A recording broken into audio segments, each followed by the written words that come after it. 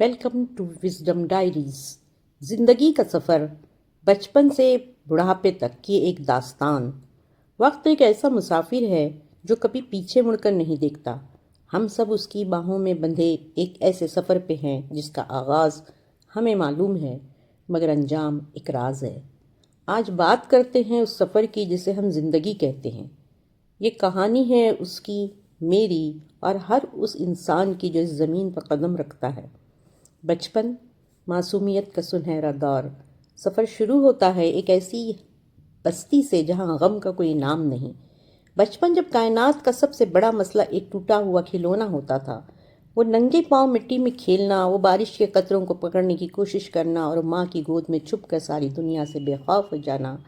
ہمیں جلدی تھی بڑے ہونے کی، ہمیں شوق تھا وہ سب کرنے کا جو بڑے کرتے ہیں۔ کاش ہمیں کوئی بتاتا کہ وہ کاغذ کی کشتیاں اور بارش کا پانی ہی زندگی کا سب سے قیمتی سرمایہ تھا۔ جوانی، خوابوں اور تھکاوٹ کی دوڑ۔ پھر اچانک بچپن کی سرحد ختم ہوئی اور ہم جوانی کی طرف پرشور میدان میں آ گئے۔ یہاں خواب پڑے تھے اور نیندیں چھوٹی۔ ہم اپنی پہچان بنانے لگے۔ ہم نے دن کو رات کو اور رات کو دن کہا تاکہ دنیا ہمیں جان سکے۔ یہ دور ہے جہاں ہم نے رشتے بنائے، دل ٹوٹے، منزلیں پائیں اور کچھ منزلوں کو خود ہی چھوڑ دیا۔ جوانی کی تپتی دھوپ میں ہم اتنے بھاگے کہ یہ بھول گئے کہ پاؤں میں چھالے پڑ چکے ہیں۔ ہم نے سمجھا کہ شاید یہی بھاگ دوڑ ہی زندگی کا مقصد ہے۔ بڑھاپا اور حکمت، سکون کی تلاش۔ اور پھر شور تھمنے لگتا ہے، قدموں کی رفتار دھیمی ہو جاتی ہے، اب بالوں میں چاندی اتر آتی ہے۔ بڑھاپا صرف جسم کی کمزوری نہیں بلکہ وہ مقام ہے جہاں انسان خاموشی کی زبان سیکھ لیتا ہے۔ اب ہاتھ میں تسبیح ہوتی ہے یا کوئی پرانی کتاب، آنکھوں میں ماضی کی فلم چل رہی ہوتی ہے۔